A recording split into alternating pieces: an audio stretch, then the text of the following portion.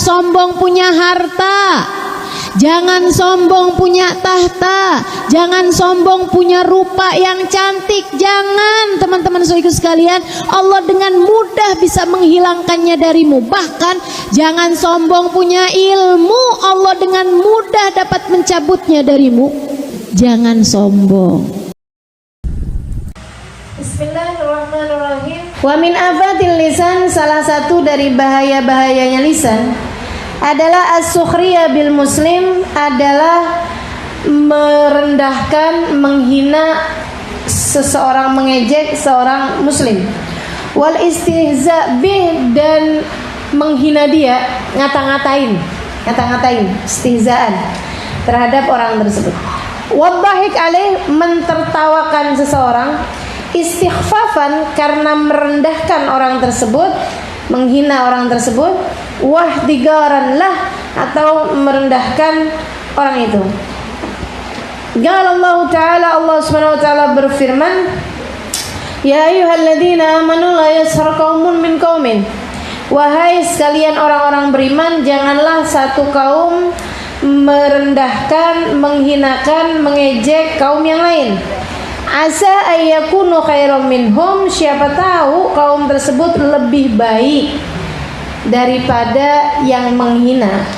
Wala nisa'un min nisa'in asa ayyakunna khairan minhunna, dan janganlah perempuan-perempuan kalian menghina perempuan yang lain-lain, siapa tahu perempuan yang dihina itu lebih baik daripada yang menghina. Wala talmizu anfusakum, janganlah kalian talmizu, memandang sebelah mata itu apa ya? Meremehkan. Anfusakum, diri-diri kalian, maksudnya orang lain. Wala tanabazu bil alqab, janganlah kalian menjuluki orang dengan julukan-julukan yang tidak baik. Bi'salismul fusuq ba'dal iman, itu adalah sejelek-jelek kefasikan. Sesudah Allah Subhanahu wa taala karuniakan keimanan, kalian mestinya jagain gitu loh. Jangan sampai kemudian malah menjadikan kefasikan. Nama-nama yang jelek itu adalah seburuk-buruknya kefasikan. Wa man lam yatub fa ulaika humudz zalimun, siapa yang tidak bertaubat maka mereka adalah orang-orang yang zalim.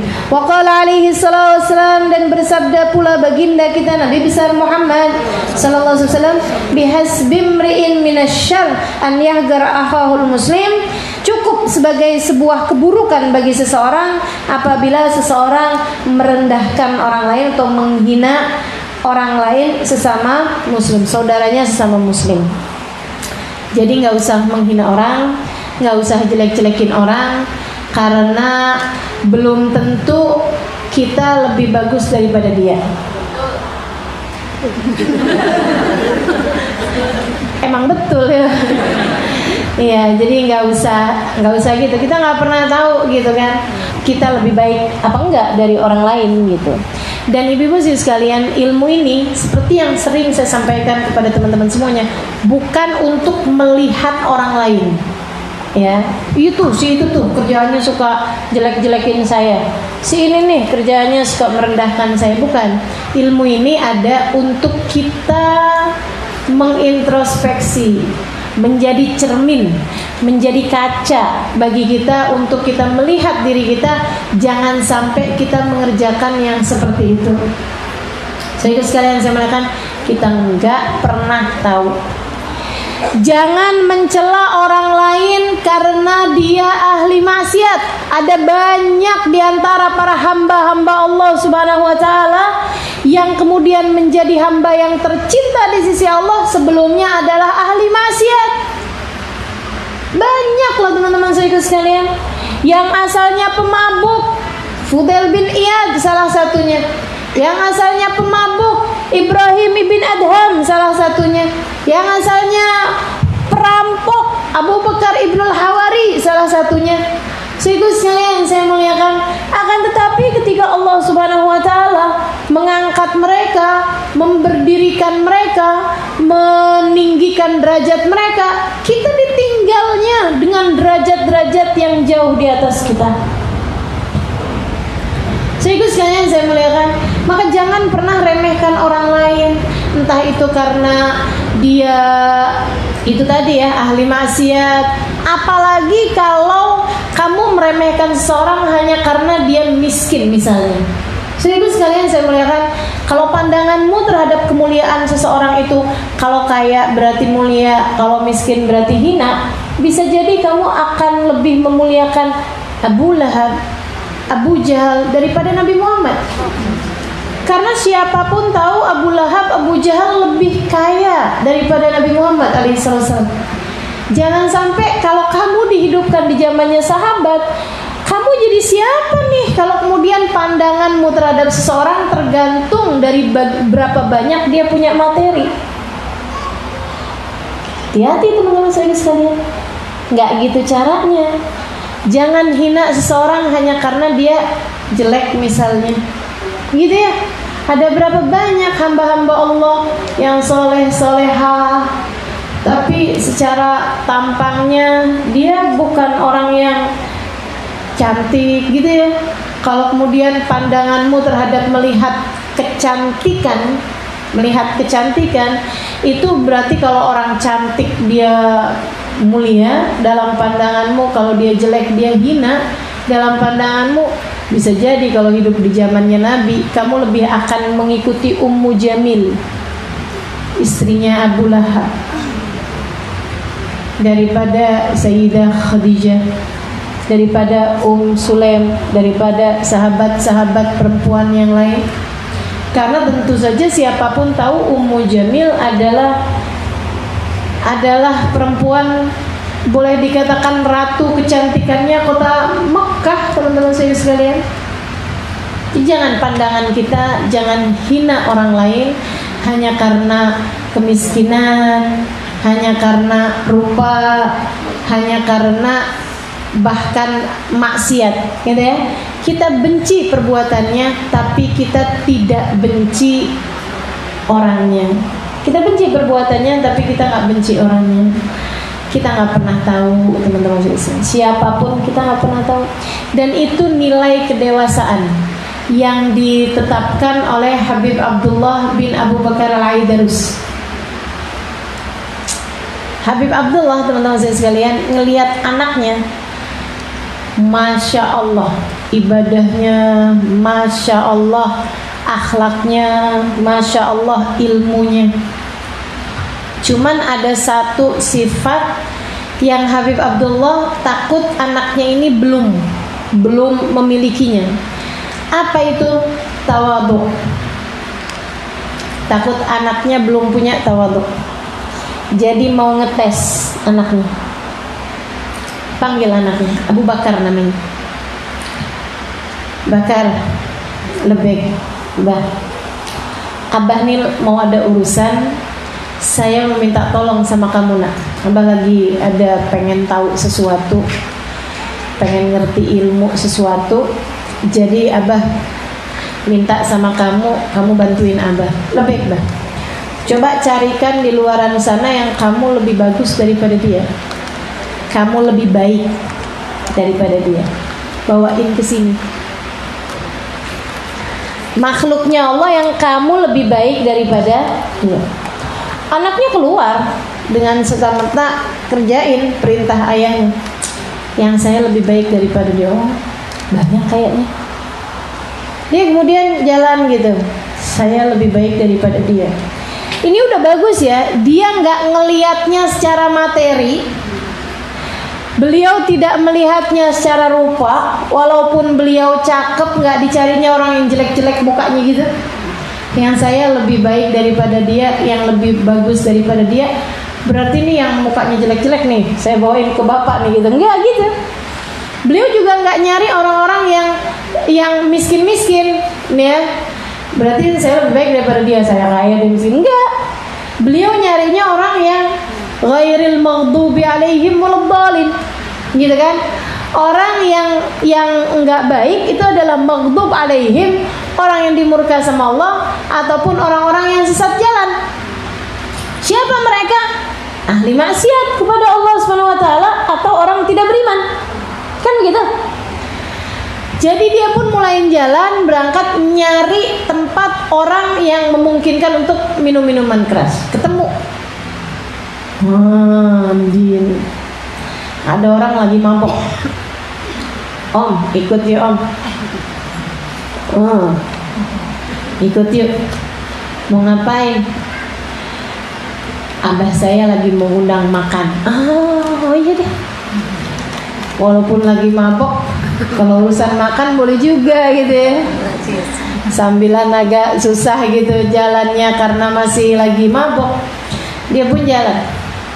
Di tengah jalan ingat, beliau nih Abu Bakar bin Abdullah al-Idrusil Akbar ingat bahwasanya dulu Sayyidina Umar juga tukang mabok, teman-teman saya sekalian. Dulu Fudail bin Iyad juga tukang mabok, Ibrahim bin Adham juga tukang mabok. Tapi ketika hidayah Allah Subhanahu wa taala kemudian datang, Masya Allah, Allah naikkan sampai sedemikian rupa. Jangan-jangan nih yang saya bawa ini calon-calon Fudail bin Iyad nih. Jangan-jangan nih yang saya bawa ini adalah calon-calon Umar bin Khattab nih. Jangan-jangan yang sama saya ini adalah orang-orang yang sekarangnya dalam keadaan mabuk, tapi entar-entarannya dia kemudian sadar, dia kemudian dapat hidayah, dia kemudian jadi orang yang Masya Allah. Sehingga sekalian saya muliakan, tengah jalan itu ketika datang pemikiran seperti itu, beliau pun kemudian bilang, maaf ya om, gak jadi om, saya gak jadi kasih makan nih. Iya maaf om. Nah iya nih gak apa-apa. Dia kemudian mau balik ke rumah ayahnya.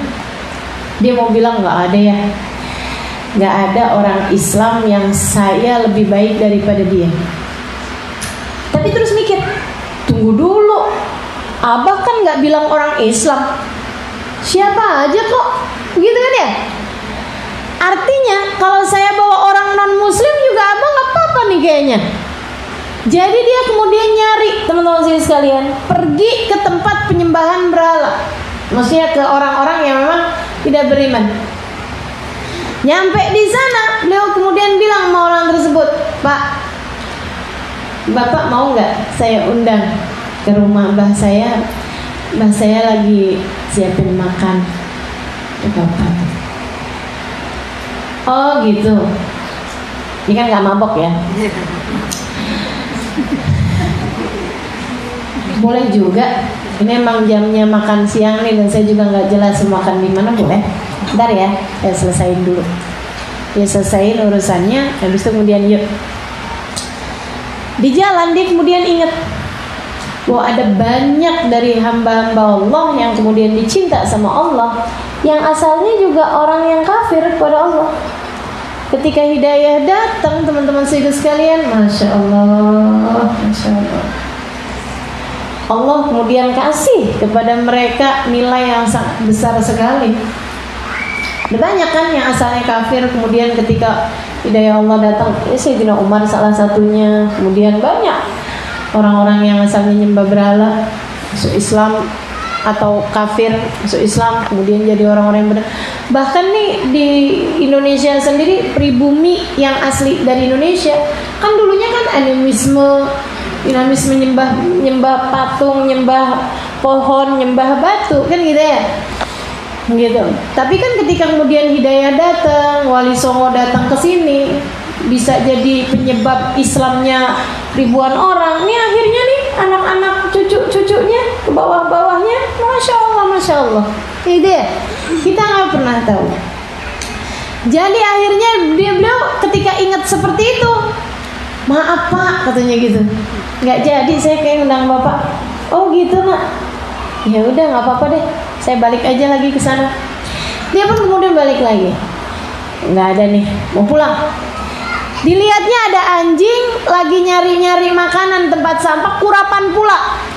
Ah kalau ini udah pastilah saya manusia. Walaqad karramna bani Adam. Kata Allah dalam Al-Quran, kami telah memuliakan bangsa manusia. Lagian Bapak kan cuman bilang makhluknya Allah, pokoknya siapa aja gitu loh. siapapun yang kamu lebih baik daripada dia. Kalau sama anjing kurapan pula saya lebih bagus lah daripada dia. Diambil tali, kemudian diikatnya anjing tersebut, nggak pakai sentuh ya. Dia pun kemudian seret-seret tali anjing itu, mau dibawa ke rumahnya. Dia mau bilang sama bapaknya, Pak, nggak ada orang, tapi binatang saya lebih baik daripada dia. Sampai ketika kemudian beliau ingat sama firman Allah SWT, ya laitani kuntu turaba. Ada hari di mana ketika binatang dihisab dengan hisaban sekali, manusia-manusia yang kafir kepada Allah, yang ditetapkan nerakanya, yang gak jelas nasibnya di hari akhirat, mereka akan berkata, ya Allah, andai waktu di dunia aku adalah binatang sehingga hari ini aku dapat menjadi debu seperti mereka. Dia mikir kayak begitu, ya Allah, kalau saya selamat masuk ke dalam surga, saya emang lebih baik daripada dia.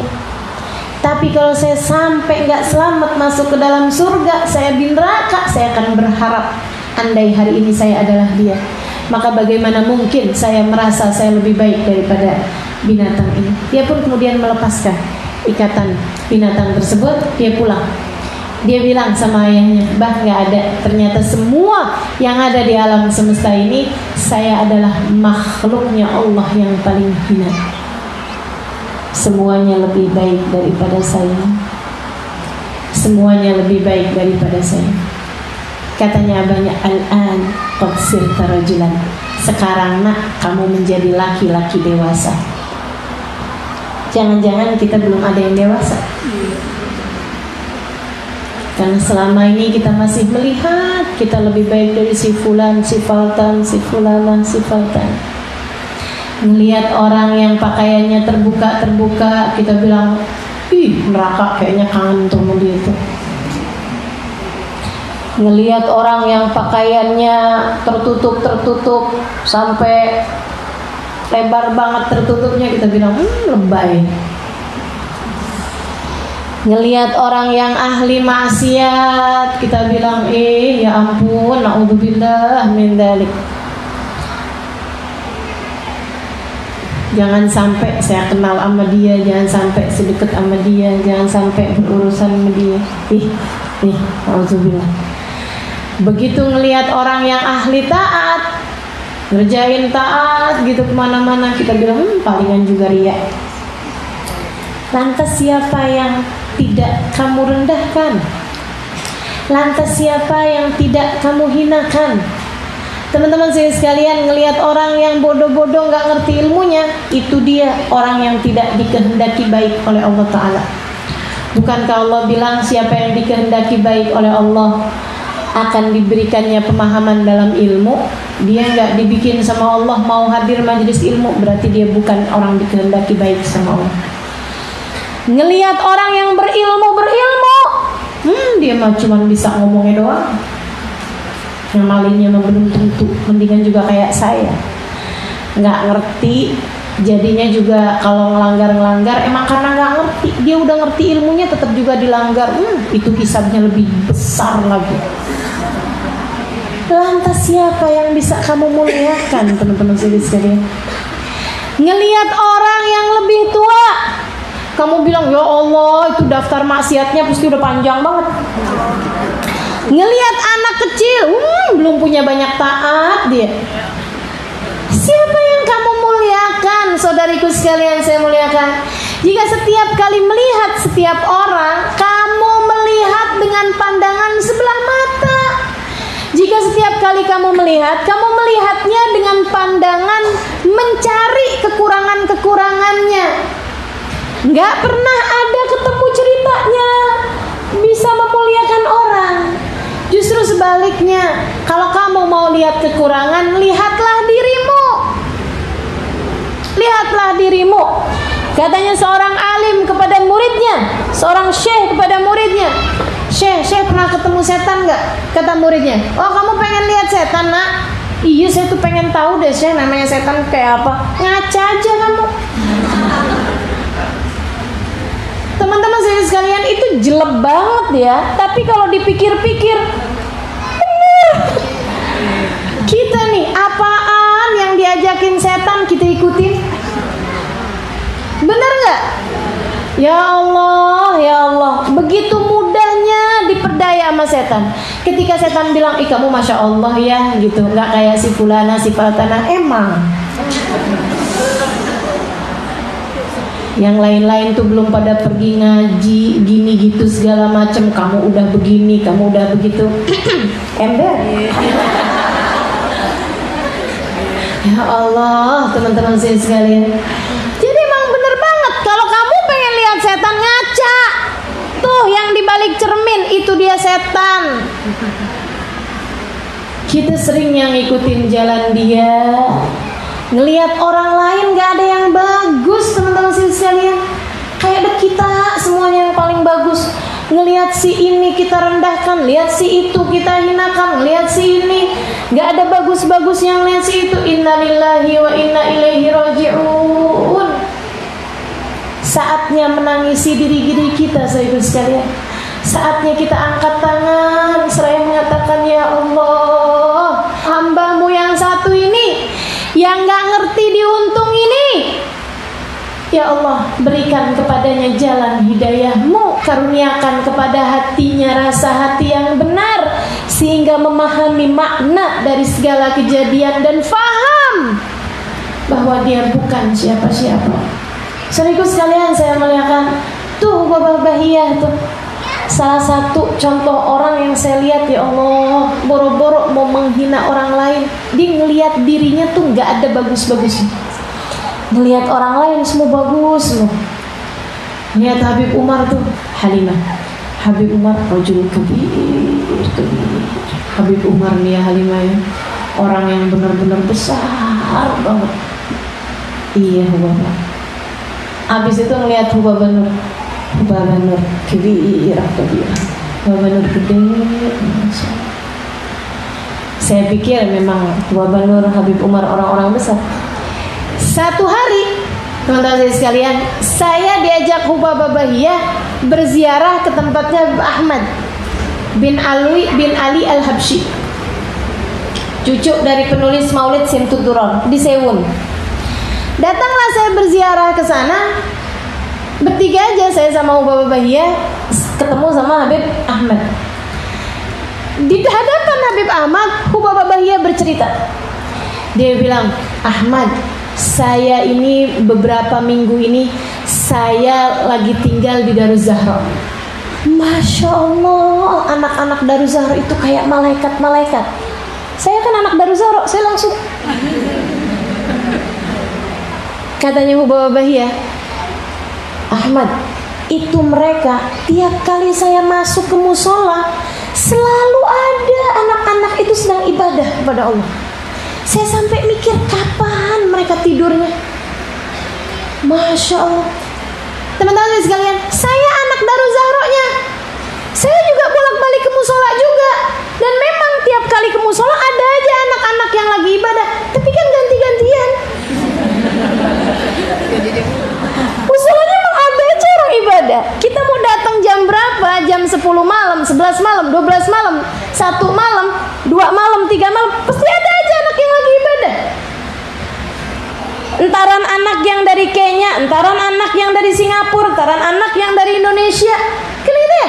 Entaran anak yang dari Madinah, entaran anak yang dari Mekah. Tapi kan kita ganti-gantian. Hubabahnya aja nggak pernah ganti. Katanya Hubabah, itu ibadah terus mereka. Belum lagi mereka itu kan belajar menuntut ilmu jauh-jauh dari keluarganya. Kalau itu benar, iya kan ya? Dia bilang, Masya Allah, nggak ada di hati mereka kecuali Allah, kecuali Rasulnya. Mudah-mudahan saya dapat keberkahan mereka. Bapak nggak tahu saat anak-anak lagi ngomongin orang. Bapak nggak tahu saat anak-anak lagi pada males-malesan. Bapak nggak tahu saat ada anak-anak yang tertinggal ibadah, misalnya gitu, hanya karena ketiduran. Bapak nggak tahu. Tapi teman-teman saya sekalian, mata yang indah hanya akan melihat keindahan pada apapun yang dia pandang.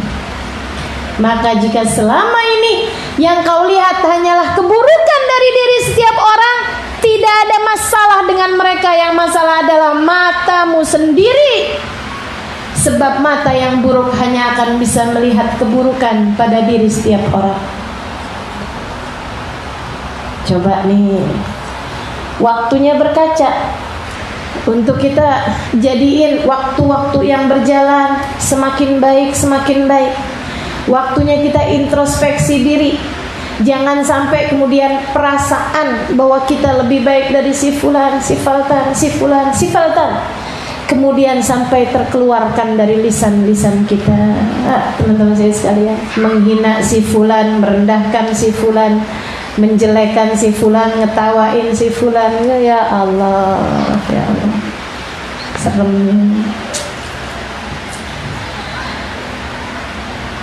Kamu nggak tahu siapa saya, gitu kan? Kita rasa-rasanya kan gitu. Hadir di satu majelis, kita duduk di belakang. Mau duduk di depan nggak boleh. Perasaan kita, lo nggak tahu siapa gue.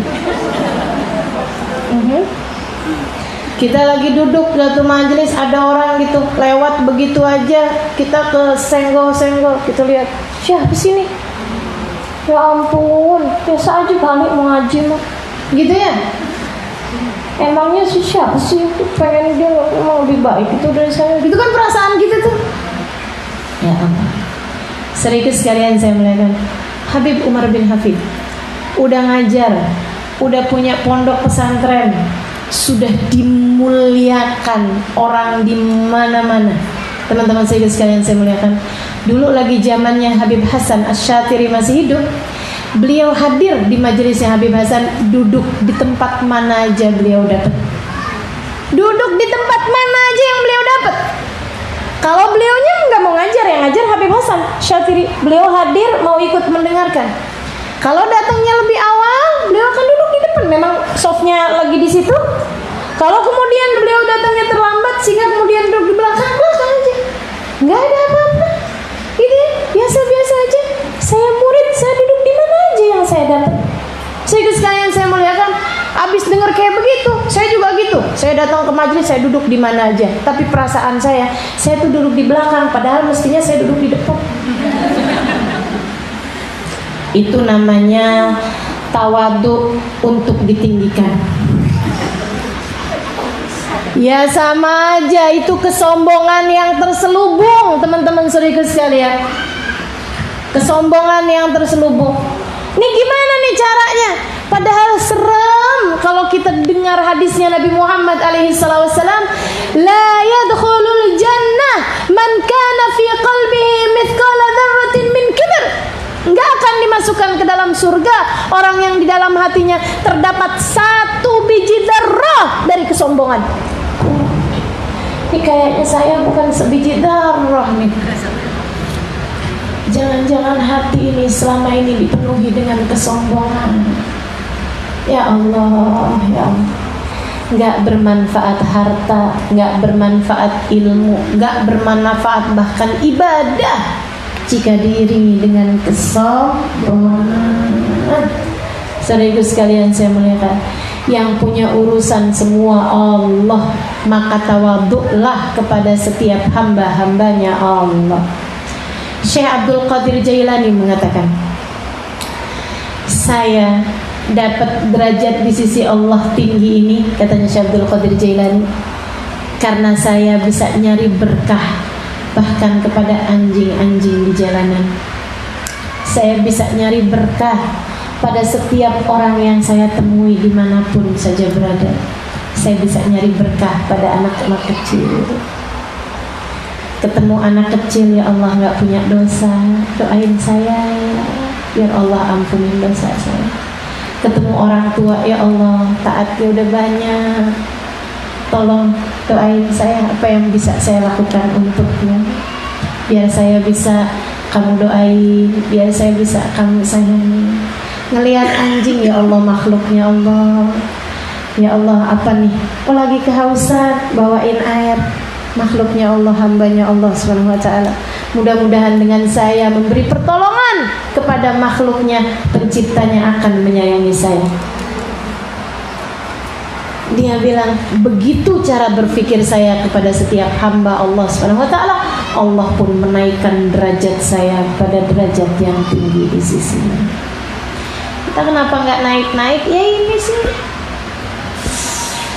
maju mundur sama narsisnya kita sendiri, bergelut dengan rasa eksistensi diri, pusing-pusing sama kesombongan kita sendiri, disiksa-siksa sama kesombongan kita sendiri. Teman-teman saudaraku sekalian saya muliakan, ini yang kemudian bikin kita nggak bisa jadi naik-naik di sisi Allah Subhanahu wa taala derajatnya. Teman-teman saudaraku sekalian saya muliakan, betapa ketinggiannya kita naruh diri kita, teman-teman saudaraku sekalian, dan itu yang membuat kita nggak naik-naik di sisi Allah. Kamu udah ketinggian naruh tempatmu, sehingga Allah kemudian tidak lagi meninggikanmu. Tapi siapa yang tawadhu, siapa yang merendahkan dirinya, Allah akan naikkan. Saudariku sekalian yang saya muliakan, Habibana Ali Al-Habsyi, gurunya tukang jual madu di pasar. Abu Bakar akhatul kas wa min hudaratil apa tuh? Deh.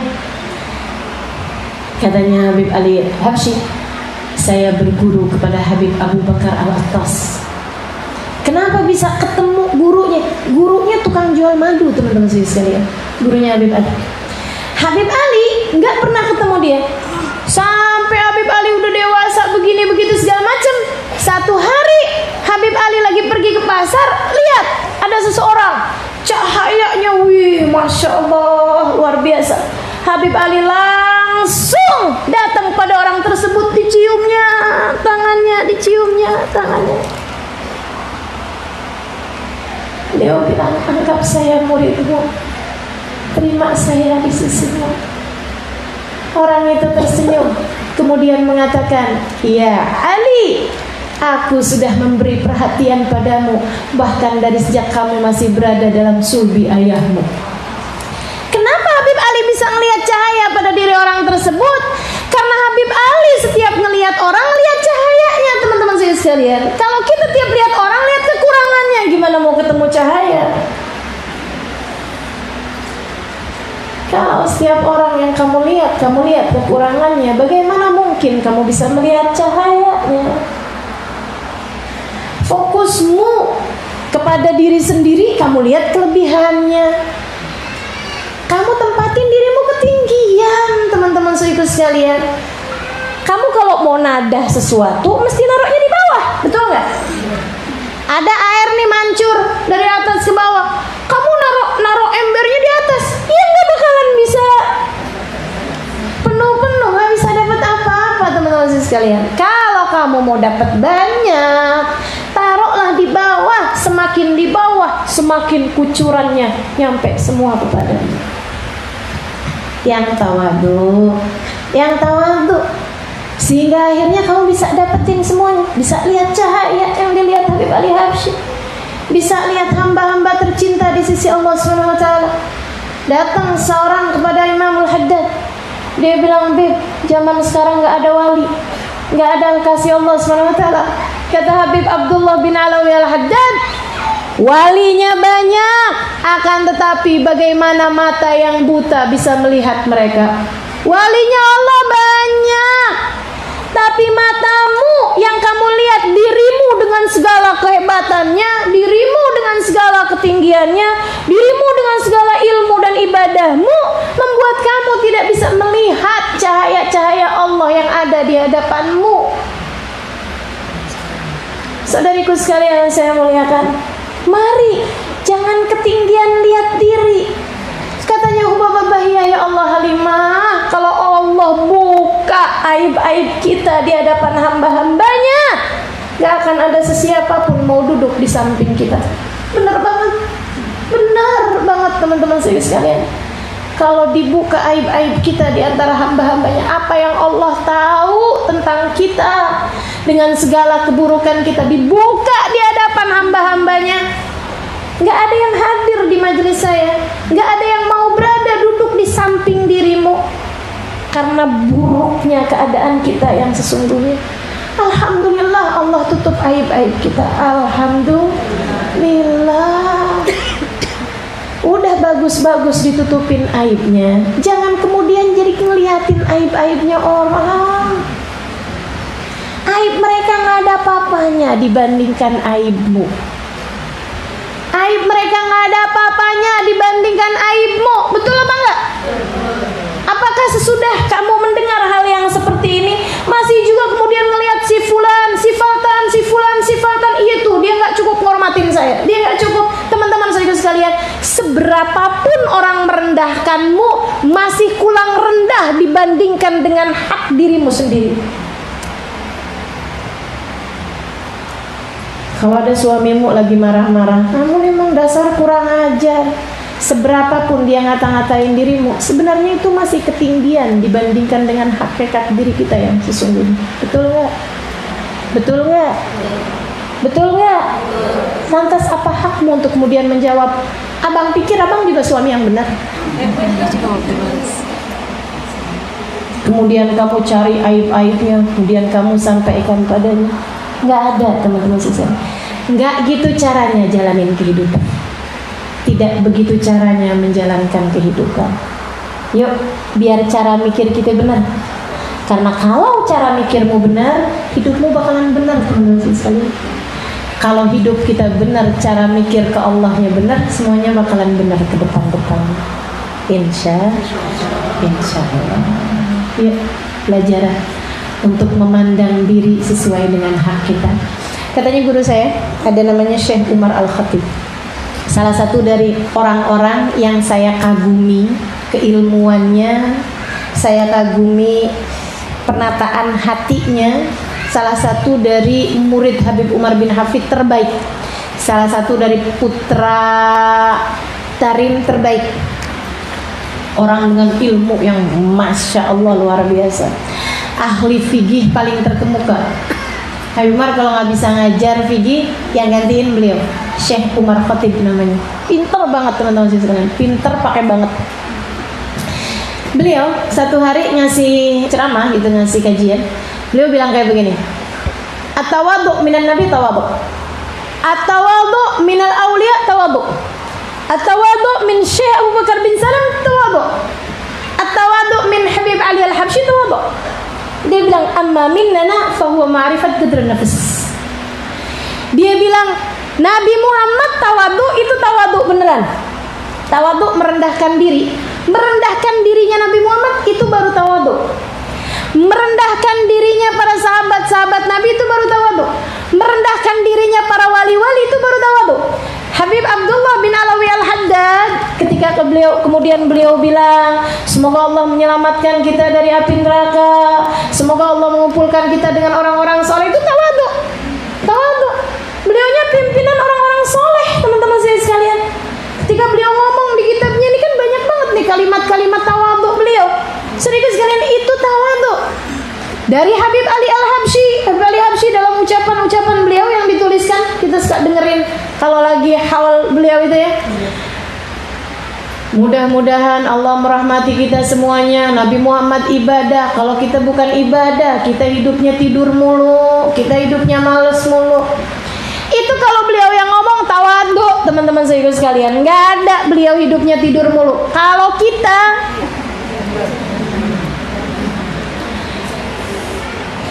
katanya Syekh Umar Khatib, dia bilang tawadhu dari mereka-mereka ketika mereka merendahkan diri.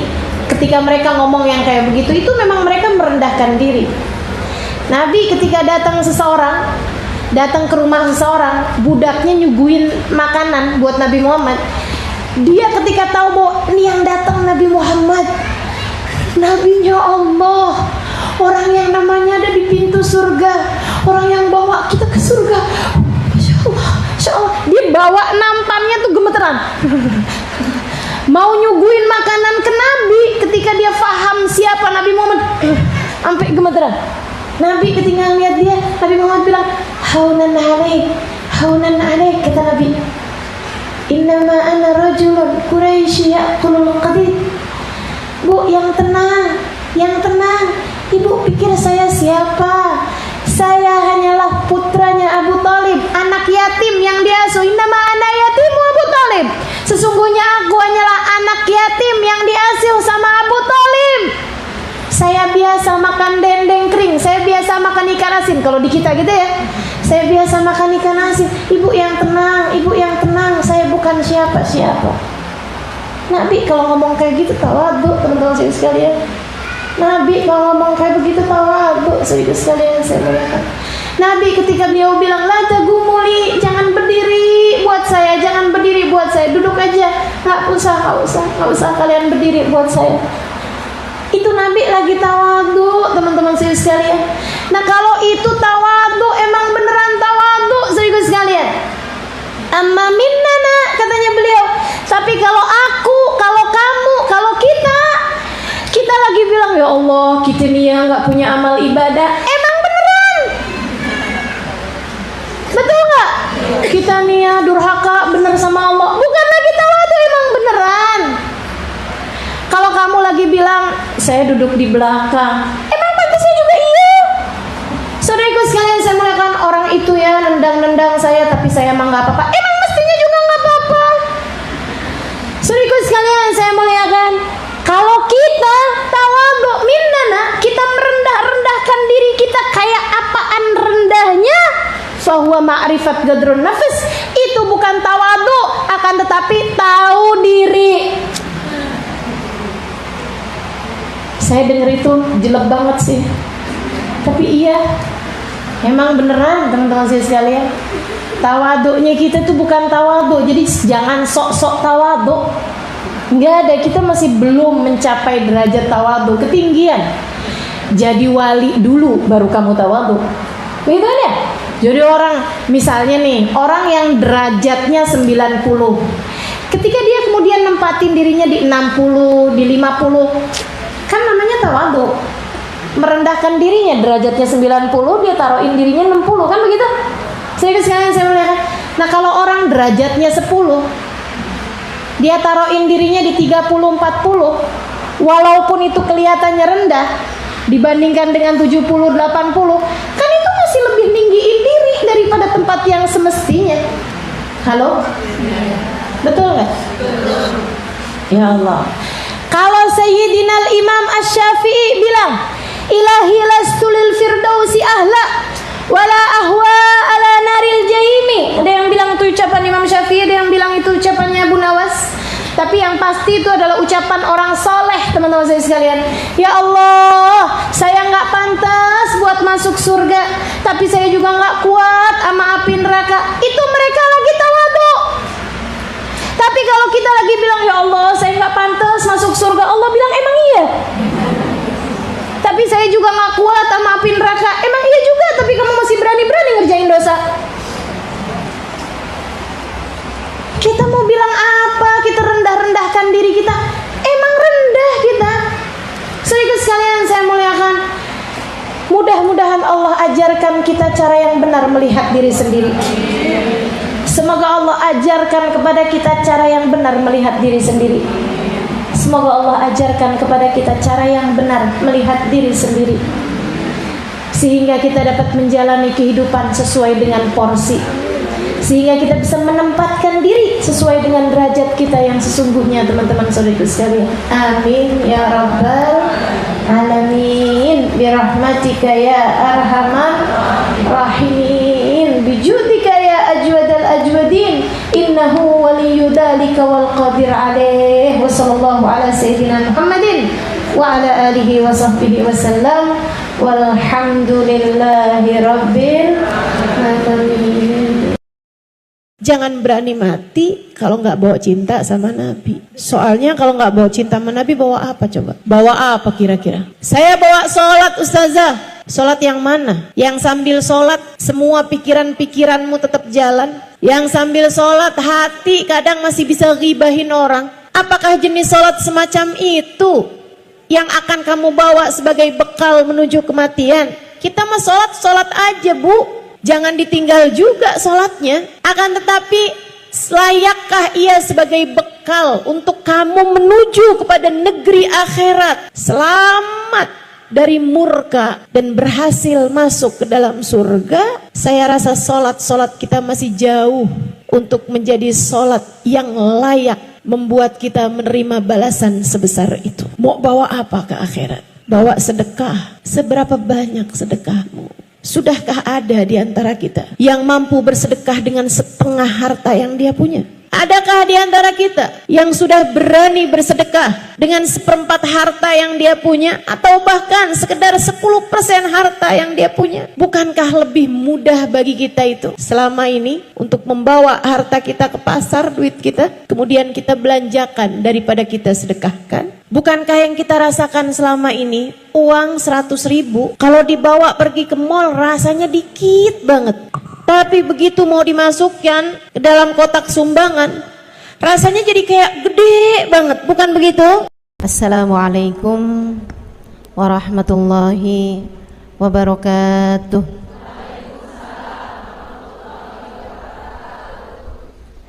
Alhamdulillah, wassalatu wassalamu ala rasulillah Muhammad ibn Abdillah wa ala alihi wa sahbihi wa man wala. Subhanaka la ilma lana illa ma 'allamtana innaka antal alimul hakim.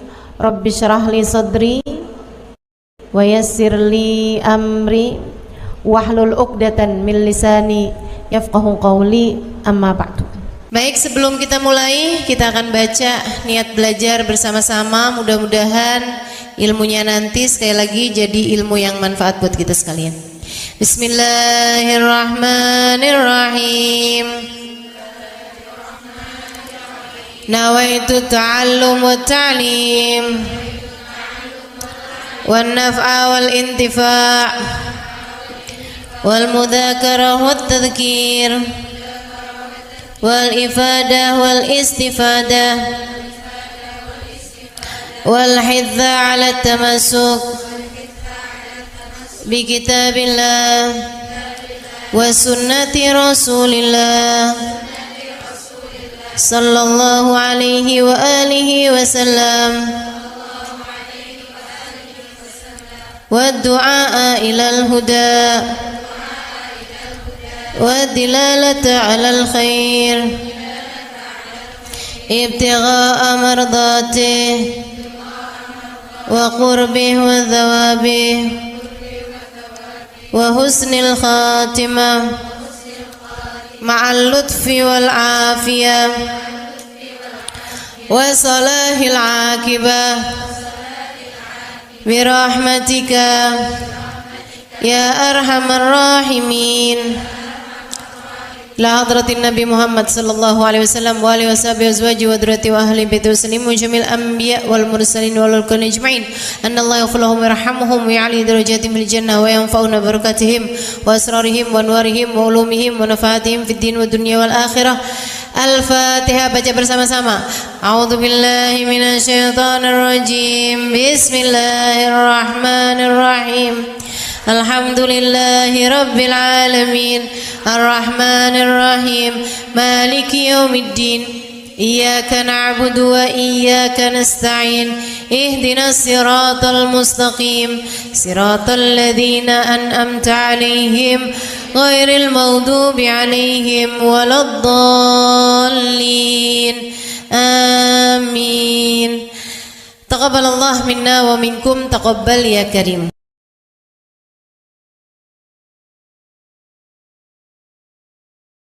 Yang hadir di majelis ini baik ibu-ibu, kakak-kakak, adik-adik, anak-anak, nenek-nenek, semoga semuanya dirahmati dan dicintai Allah.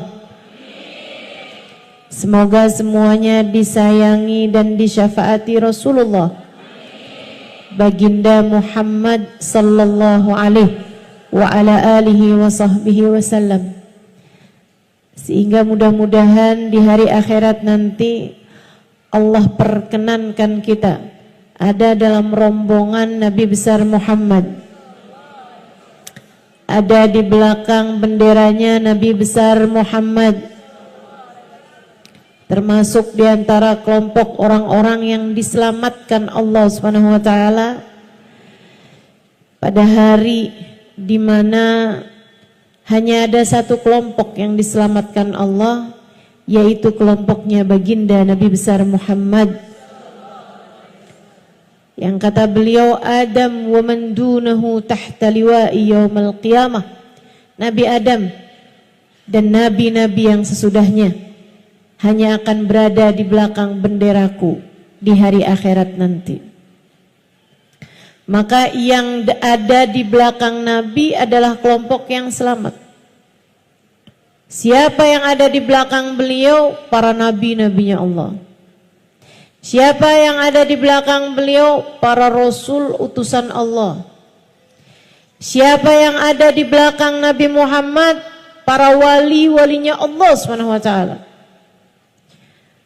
Syekh Abdul Qadir Jailani, Al-Faqih Al-Muqaddam Muhammad bin Ali Ba'alawi, Rabi'atul Adawiyah, sebut nama wali semuanya hanya akan berada di belakang Nabi besar Muhammad.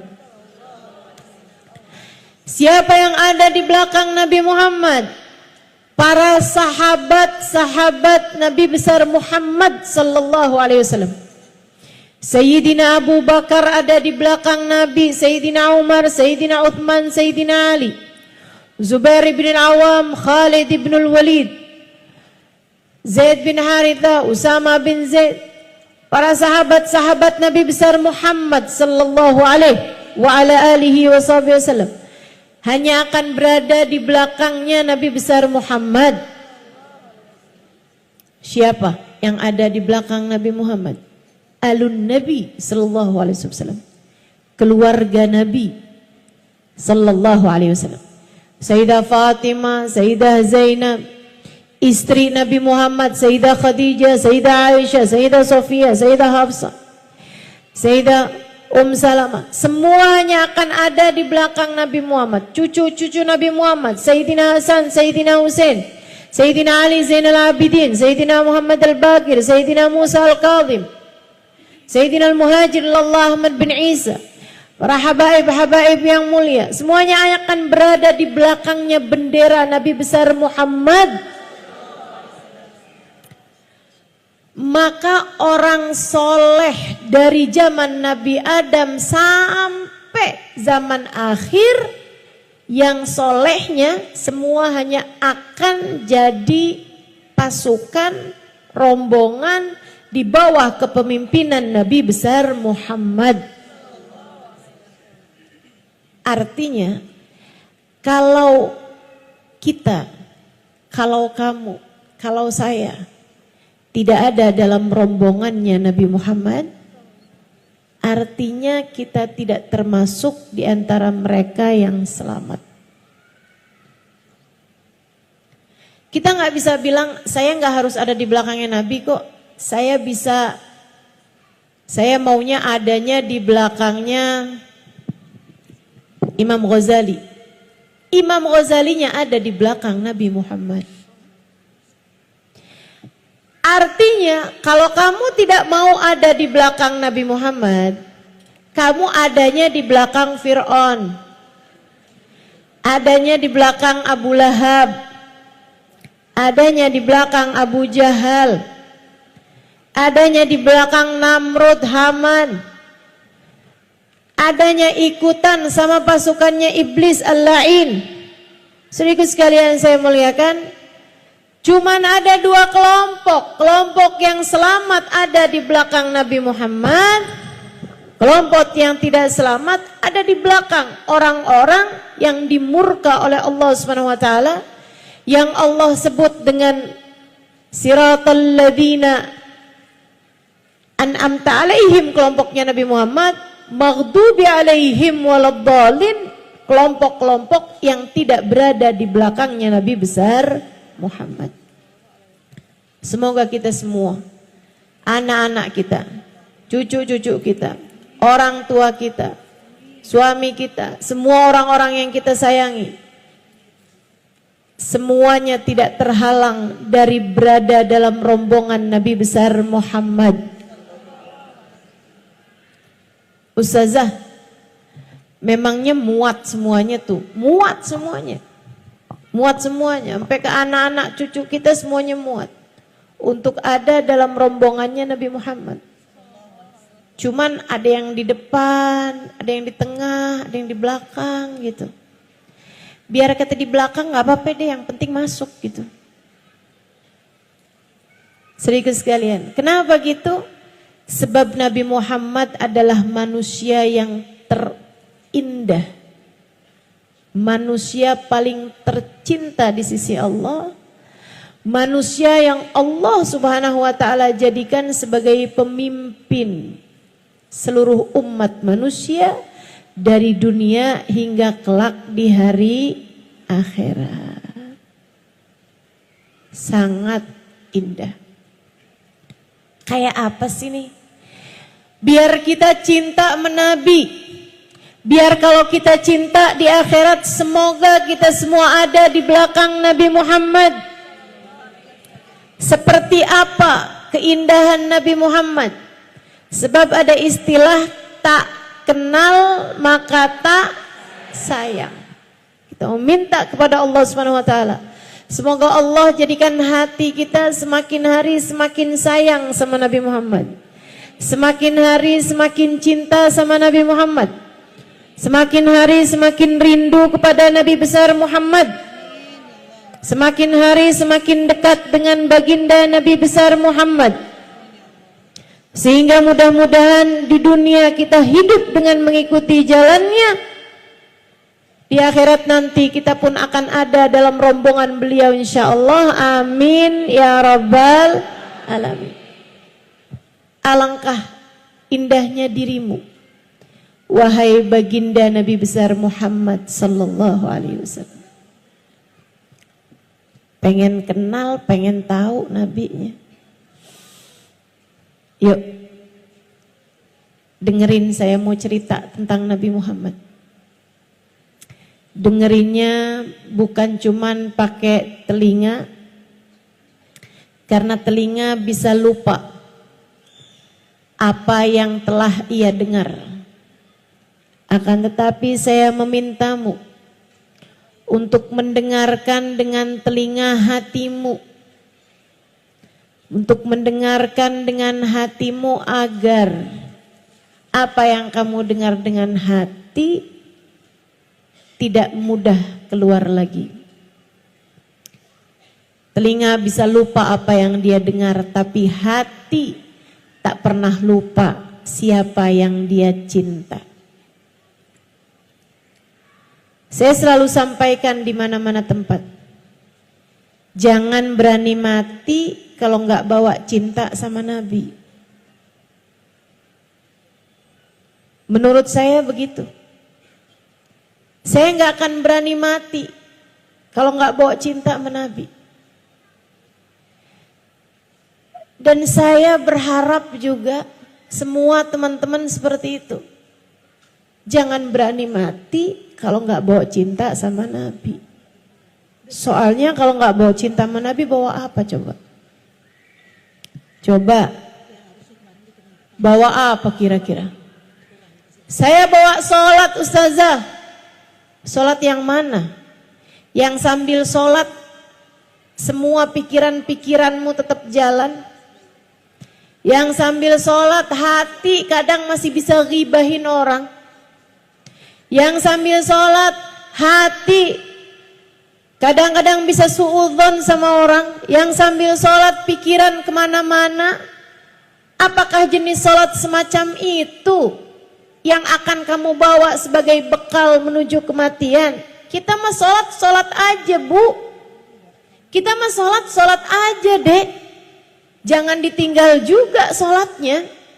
Akan tetapi layakkah ia sebagai bekal untuk kamu menuju kepada negeri akhirat, selamat dari murka dan berhasil masuk ke dalam surga?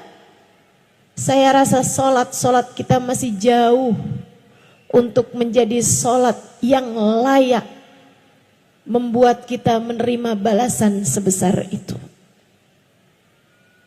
Mau bawa apa ke akhirat? Bawa sedekah. Seberapa banyak sedekahmu? Sudahkah ada di antara kita yang mampu bersedekah dengan setengah harta yang dia punya? Adakah di antara kita yang sudah berani bersedekah dengan 1/4 harta yang dia punya, atau bahkan sekedar 10% harta yang dia punya? Bukankah lebih mudah bagi kita itu selama ini untuk membawa harta kita ke pasar, duit kita, kemudian kita belanjakan daripada kita sedekahkan?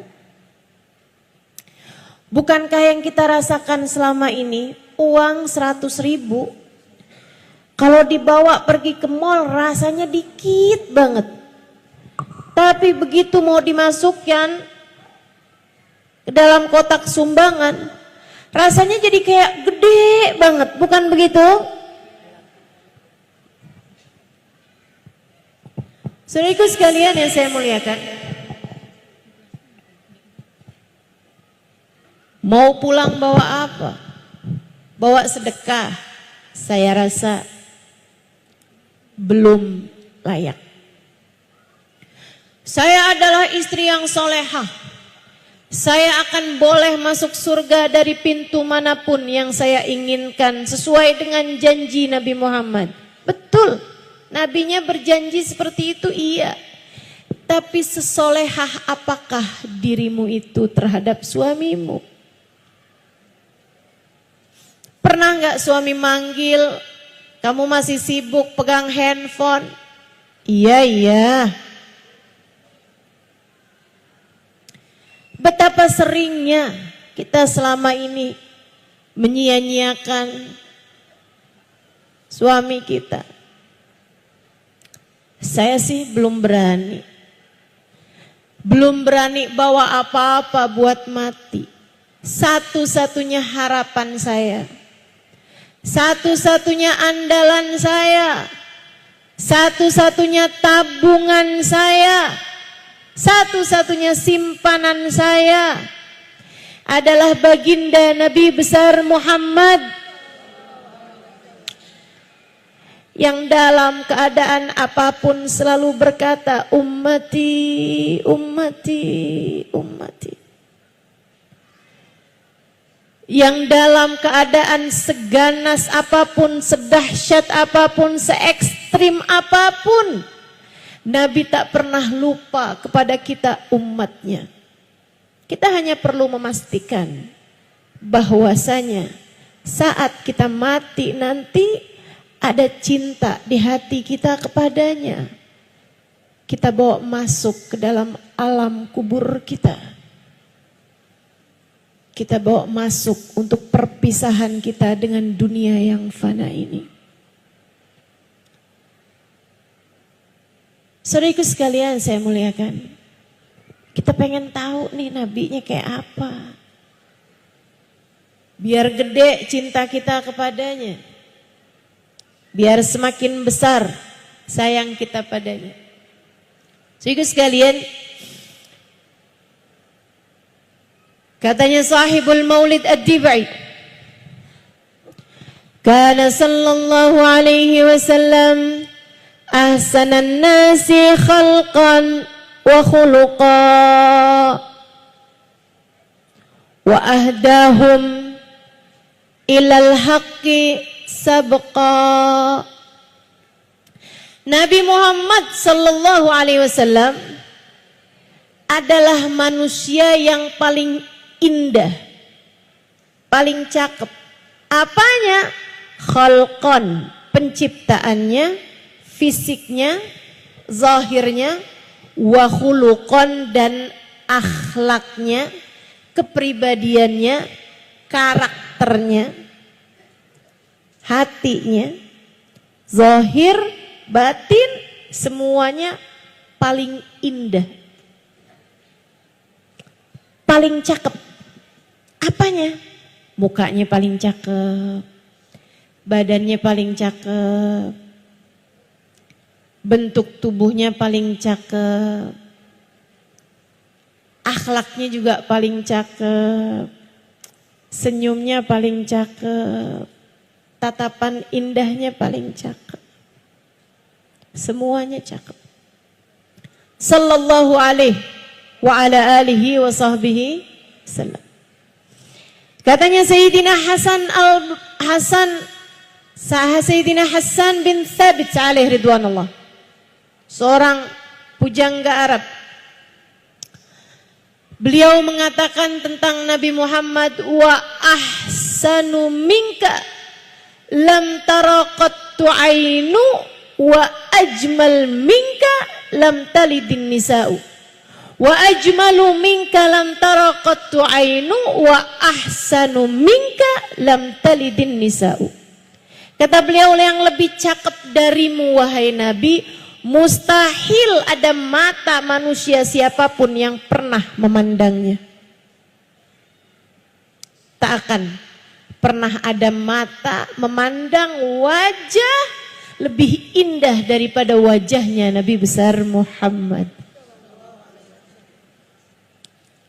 Wa ahsan minka, yang lebih baik darimu wahai Nabi, lam talidin nisa'u, tidak akan pernah dilahirkan seorang wanita.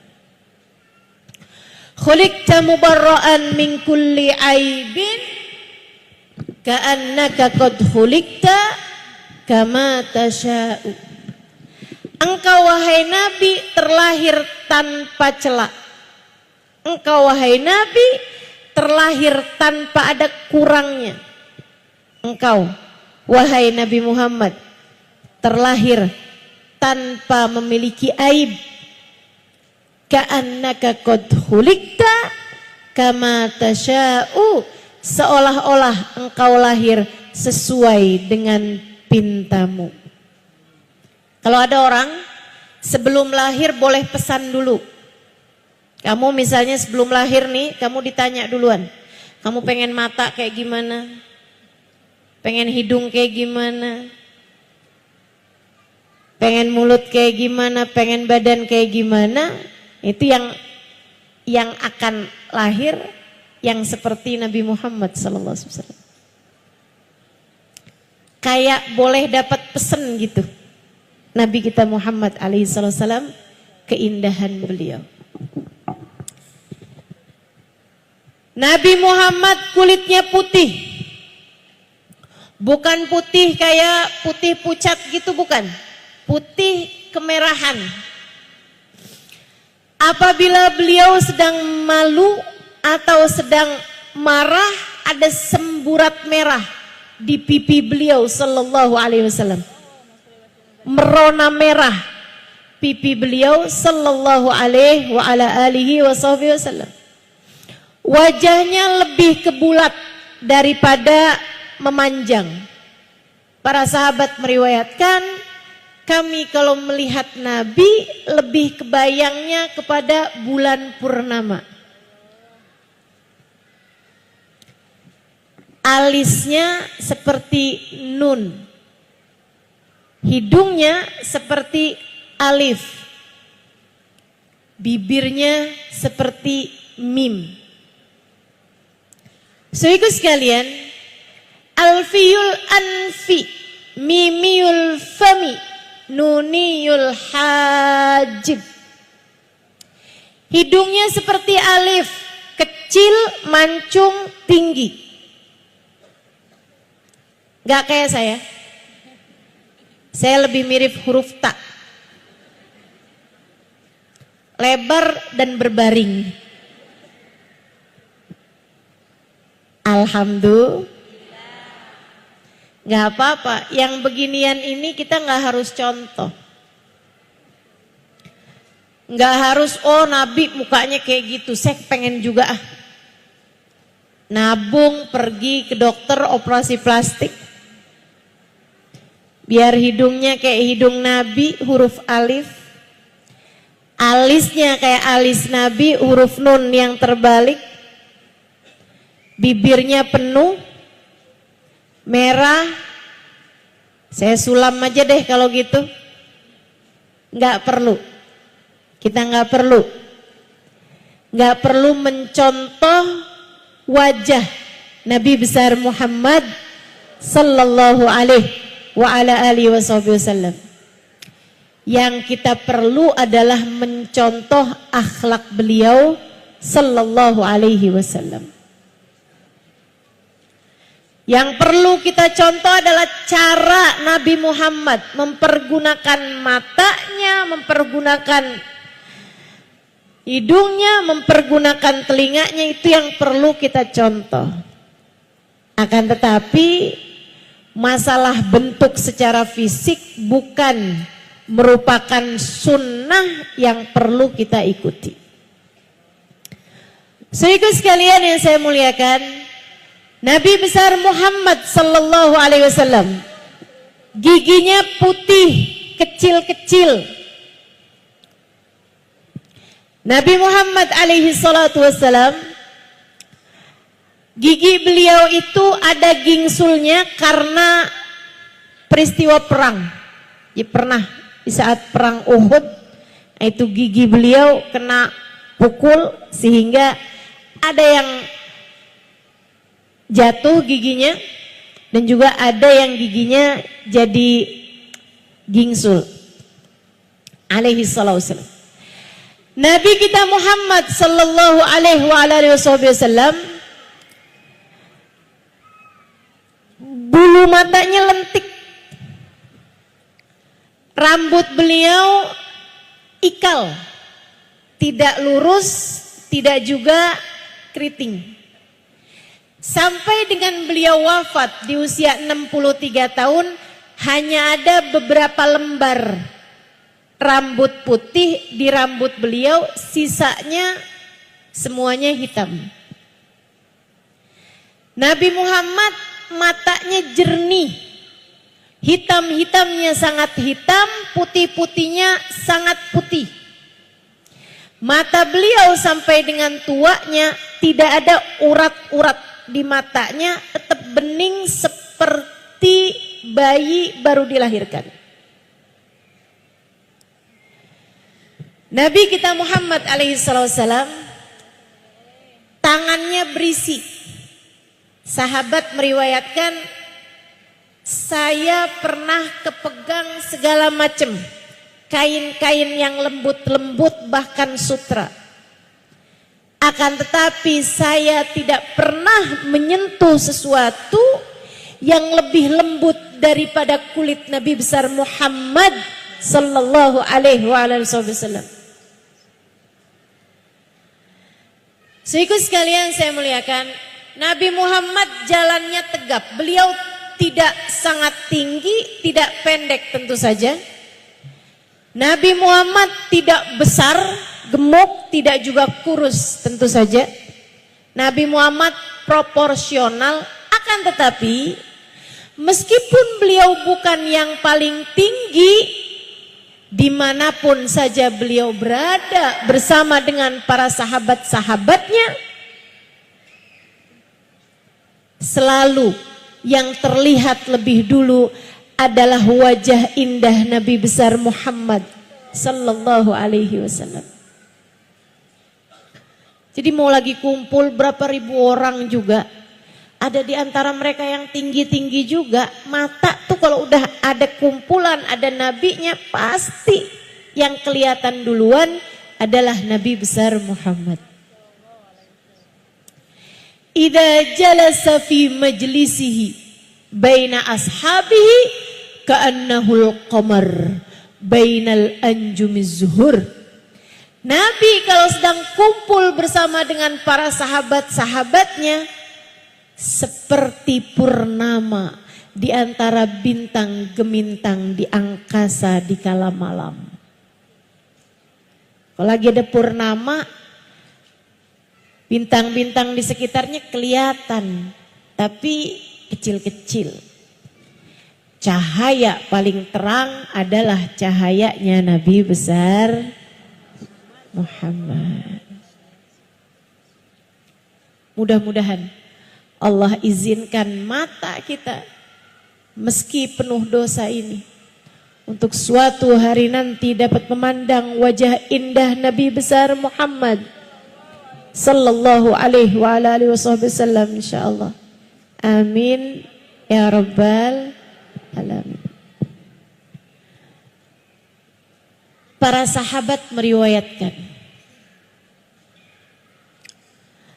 faqad ra'ayna wa ma ra'ayna ajmal wa abha wa akthar ibtisaman min Rasulillah sallallahu alaihi wasallam. Kami udah lihat banyak orang, udah ketemu banyak orang. Kami tidak pernah melihat seseorang dengan senyum lebih indah, dengan senyum lebih menawan, dan dengan senyum lebih banyak daripada baginda Nabi besar Muhammad. Ma tahaddatha bihadithin illa wattabassam. Tidaklah Nabi mengucapkan satu ucapan, melainkan ucapannya selalu diiringi dengan senyuman. Nabi itu ketemu sama siapa aja, senyuman duluan tersungging dari wajah indah beliau. Ini bisa kita contoh. Yang ini bisa kita contoh. Bu, kalau ketemu anak senyum napa?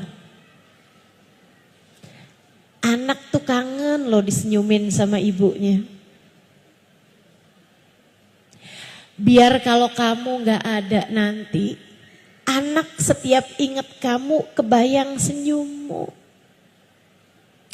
Jangan sampai kamu meninggal dunia, anak kalau ngebayangin kamu lagi marah mulu. Gak enak dikenang sebagai tukang marah-marah. Alangkah indahnya kalau kita dikenang sebagai seseorang yang senantiasa tersenyum ketika berjumpa dengan siapapun. Para istri, belajar senyum di hadapan suami. Kamu kok aneh, suamimu seneng sama perempuan lain, sementara kamu tiap ketemu sama suami gak pernah senyum? Suami mana yang senang dicemberutin? Atau nih, kamu senyumnya hanya pada tanggal-tanggal tertentu. Kalau tanggal tua suka rada susah disuruh senyumnya. Yuk belajar dari Nabi besar Muhammad sallallahu alaihi wasallam, selalu tersenyum pada siapapun, bahkan kepada anak-anak, bahkan kepada nenek-nenek, bahkan kepada orang-orang tua, kepada siapapun, bahkan kepada pendosa, bahkan kepada orang kafir yang menyakiti beliau. Senyum beliau tak pernah hilang, teman-teman seriku sekalian. Semoga Allah mampukan kepada kita untuk melaksanakan adab dan akhlak mulia ini, insya Allah. Amin ya rabbal alamin. Saudariku sekalian yang saya muliakan, ini Nabi Muhammad alaihi salatu wassalam bersama dengan keindahan fisik beliau juga Allah subhanahu wa ta'ala karuniakan keindahan yang tidak diberikan Allah kepada selain beliau alaihi salatu wassalam. Kalau ditanya ustazah, tunggu nih ustazah, Nabi Muhammad kata ustazah cakep, gak ada yang lebih cakep dari Nabi. Iya. Nabi Yusuf gimana ustazah? Sayyid Muhammad bin Alwi bin Abbas Al-Maliki dalam kitabnya Al-Insan Al-Kamil, Muhammad Al-Insan Al-Kamil, beliau menyatakan idza u'tiya Yusuf syatral jamal faqad u'tiya nabiyyuna Muhammad sallallahu alaihi wasallam al-jamal kullah. Jika dikatakan bahwa Nabi Yusuf telah diberi separuh ketampanan, ketahuilah bahwa Nabi Muhammad adalah seseorang dengan ketampanan seutuhnya. Nabi Yusuf setengah, Nabi Muhammad full. Tapi kok gak pernah ada perempuan potong-potong tangan ketika berjumpa dengan Nabi Muhammad? Sementara ceritanya Nabi Yusuf kan begitu. Perempuan-perempuan temannya, istrinya Imril Aziz, temannya Zulaikha, begitu ngelihat Nabi Yusuf pada potongin tangannya ketika mereka mengupas buah-buah apel, sampai nggak terasa tangannya menjadi berdarah-darah. Sambil bilang, "Ma hadza basyara, in hadza illa malakun karim." Wah, Yusuf nih bukan orang pasti nih, cakep bener.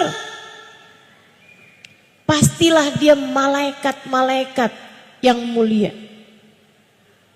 Saudaraku sekalian, Nabi Muhammad nggak pernah ada ceritanya perempuan ketemu Nabi Muhammad, wah ini bukan orang, nggak ada. Sampai nonjok-nonjok pipi gitu kan, sampai potong-potong tangan, nggak ada. Kenapa begitu? Para ulama menjelaskan, sebab Nabi Yusuf diberi ketampanan lebih besar daripada cahayanya. Sementara Nabi Muhammad diberi cahaya lebih besar daripada ketampanan beliau. Cahaya itulah yang membuat perempuan-perempuan lebih memilih mengiris-ngiris hatinya daripada mengiris-ngiris tangannya karena kagum dan cinta. Cahaya itulah yang membuat para sahabat yang melihat Nabi Muhammad lebih memilih untuk menundukkan kepala tatkala mata mereka sudah semakin dekat dengan Nabi besar Muhammad sallallahu alaihi wasallam. Hingga banyak di antara mereka yang bertanya kepada Sayyidah Aisyah, "Ya Ummul Mukminin, kaifa biki wan Nabi sallallahu alaihi wasallam fi baitukum?" Bagaimanakah keadaanmu bersama dengan Nabi saat Nabi Muhammad sedang ada di dalam rumah kalian? Wahai Sayyidah Aisyah, kalian kalau ada di rumah Nabi itu kayak gimana? Sayyidah Aisyah mengatakan, "Innahu ka'ahadikum yukallimuna wa nukallimuh wa yudahikuna wa nudahikuh wa yara annahu idza adzana muadzin qama min bainina ka'annahu la ya'rifuna wa la na'rifuh." Para sahabat bertanya, bagaimana dirimu ketika Nabi ada di rumah kalian? Karena kami kalau di hadapan Nabi Muhammad, ka'anna ala ru'usina thair, kayak ada burung di atas kepala kami. Kami takut burungnya terbang kalau kami mengangkat kepala, sehingga kami pasti akan memilih menundukkan kepala kami di hadapan kewibawaan dan cahaya Nabi besar Muhammad. Sayyidah Aisyah menjawab, Nabi sama saja dengan seseorang di antara kalian. Di rumah Nabi mengajak kami bicara, kami pun mengobrol dengan Nabi Muhammad. Kami mengajak beliau bercanda, beliau pun juga seperti itu mengajak kami bercanda. Hanya bedanya apabila terdengar suara adzan, Nabi akan segera berdiri dari antara kami seolah-olah beliau tidak mengenal kami dan kami tidak mengenal beliau. Udah urusan sama Allah, urusan sholat dah ditinggal semuanya sama Nabi besar Muhammad sallallahu alaihi wasallam. Ini juga ya, kalau ada orang bilang hidup tuh yang penting punya cinta sama Nabi, nggak usah sholat. Orang kalau udah punya cinta sama Nabi pasti dapat syafaat Nabi, nggak perlu sholat. Ini orang rada, teman-teman, Nabi lo yang ngajarin kita. Idza adzana muadzin qama min bainina ka'annahu la ya'rifuna wa la na'rifuh.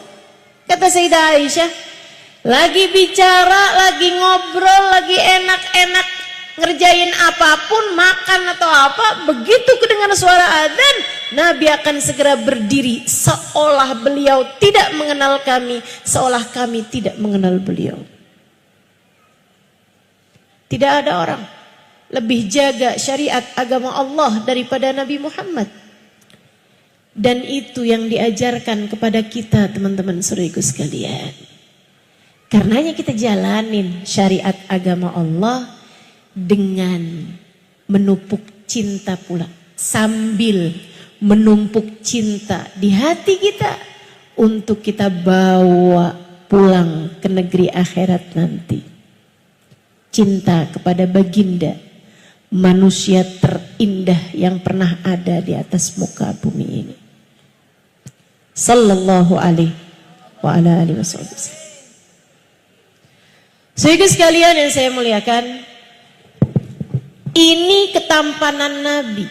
Dan sekali lagi, selain daripada dikaruniai Allah ketampanan semenawan itu, Nabi Muhammad dikaruniai kelebihan-kelebihan yang Allah tidak berikan kepada selain Nabi Muhammad. Apa contohnya? Tahukah kamu, Nabi Muhammad seumur hidupnya tidak pernah buang angin?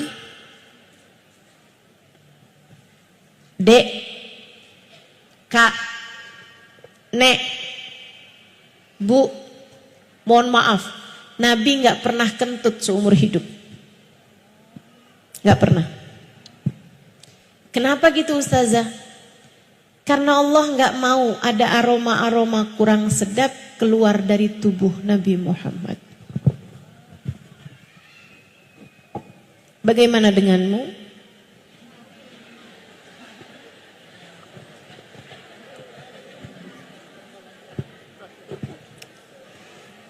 Jangan sok-sokan menganggap diri cakep.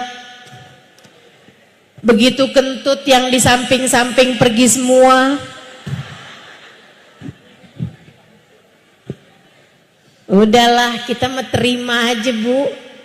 Segini-gininya ini yang Allah kasih buat kita. Kalau mau keren tuh Nabi Muhammad alaihi salam. Masya Allah. Kok ya Allah tuh ya bikin Nabi sesempurna itu gitu.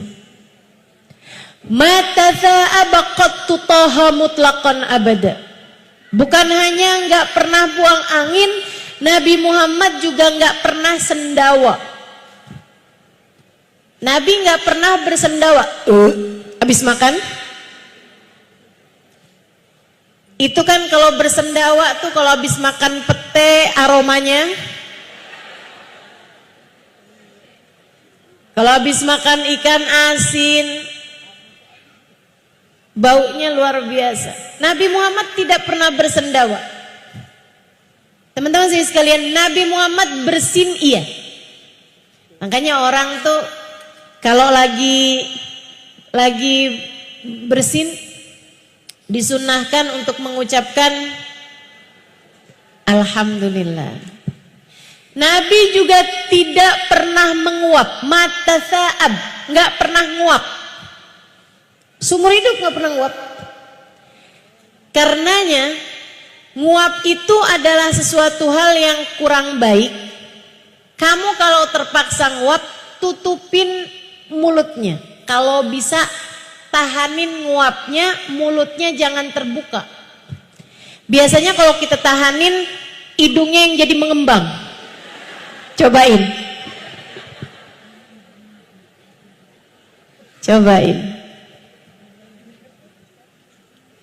Sunnahnya begitu tuh. Kalau nggak bisa ditahanin, mulutnya harus terbuka juga, tutup dengan punggung telapak tangan kiri. Punggung telapak tangan kirinya sendiri, jangan pinjem tangan orang.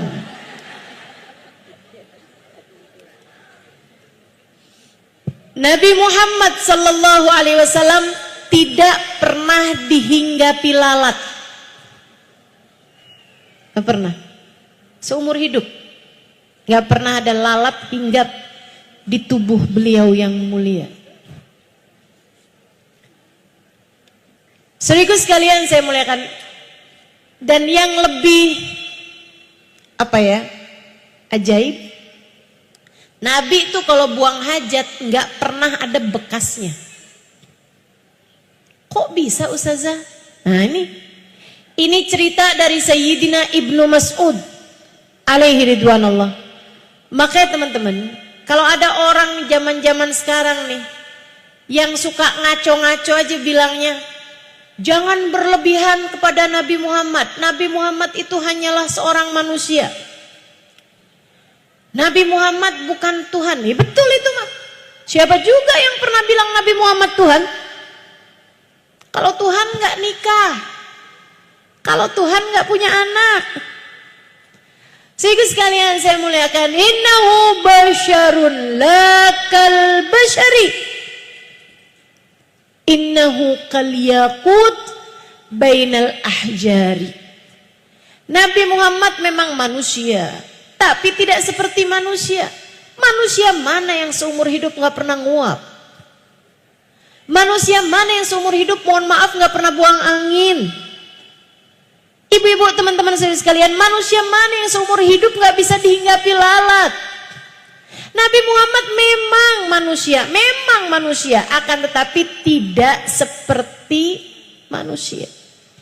Perumpamaannya kaliyakut bainal ahjari, seperti berlian di antara batu koral.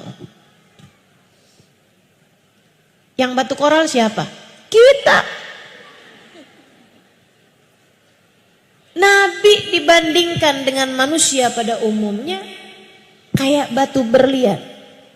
Berlian batu apa bukan? Batu. Tapi berlian seujung kuku lebih mahal daripada batu koral 2 kontainer. Demikian pula dengan Nabi besar Muhammad.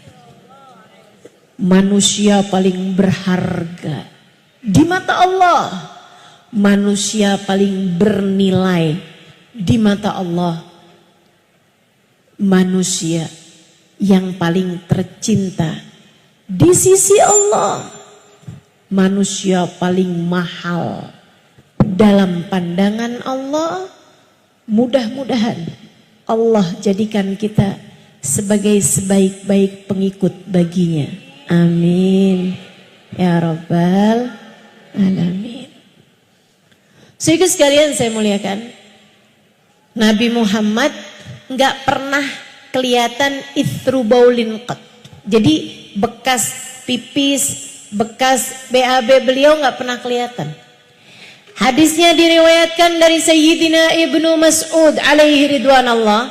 Ini buat yang romannya yang gayanya sok-sokan cari dalil, ada tuh di Babun Najasat, di kitab Baijuri ada, di kitab Bujairami ada, di kitab I'anatul Talibin ada, di Igna ada juga.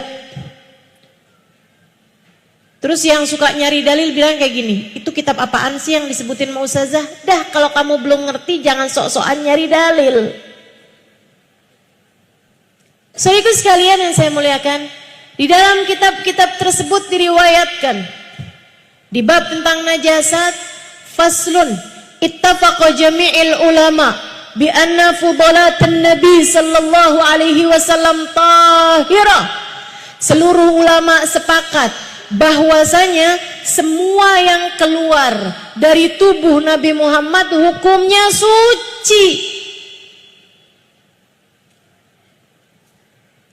Sayyidina Ibnu Mas'ud meriwayatkan, Nabi itu kalau habis pipis tanah seolah rebutan sama kotoran Nabi Muhammad. Kalau Nabi habis buang air, buang hajat, itu juga gitu, langsung hilang. Yang suka nemenin Nabi untuk hajat-hajat yang seperti ini adalah Sayyidina Ibnu Mas'ud. Suka bawain air, bawain sendal gitu. Kalau dalam perjalanan Nabi Muhammad pengen buang hajat atau apa, Nabi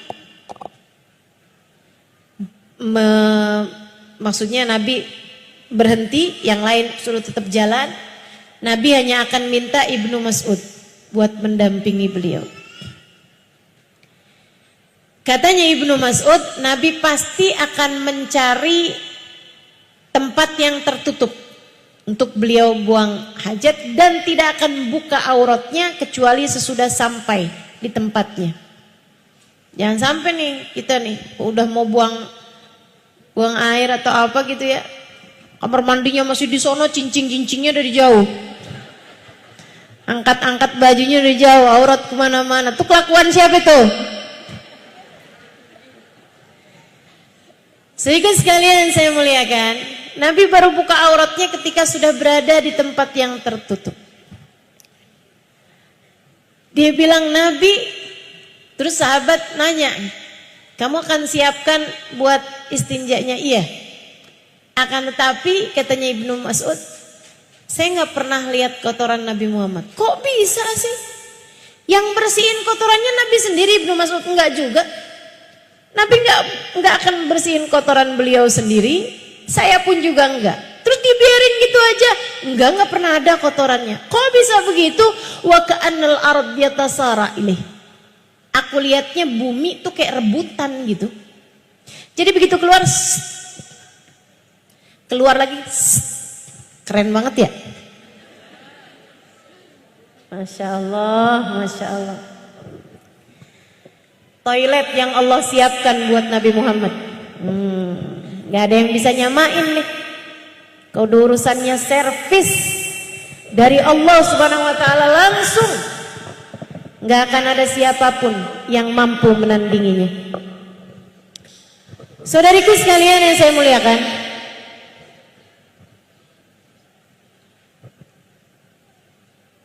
Ibnu Mas'ud menambahkan ceritanya. Kata beliau, pernah satu waktu Nabi Muhammad lagi buang hajat, semuanya lagi mau buang hajat, ingin buang hajat, nggak ada penutup, nggak ada ruangan yang tertutup, nggak ada apa-apa yang bisa pakai buat nutupin badan beliau. Hanya dari kejauhan kelihatan beberapa pohon kurma. Nabi kemudian memanggil pohon tersebut untuk nutupin Nabi Muhammad. Maka berdatanganlah satu pohon diiringi pohon-pohon yang lain, berjalan menuju Nabi besar Muhammad sallallahu alaihi wasallam.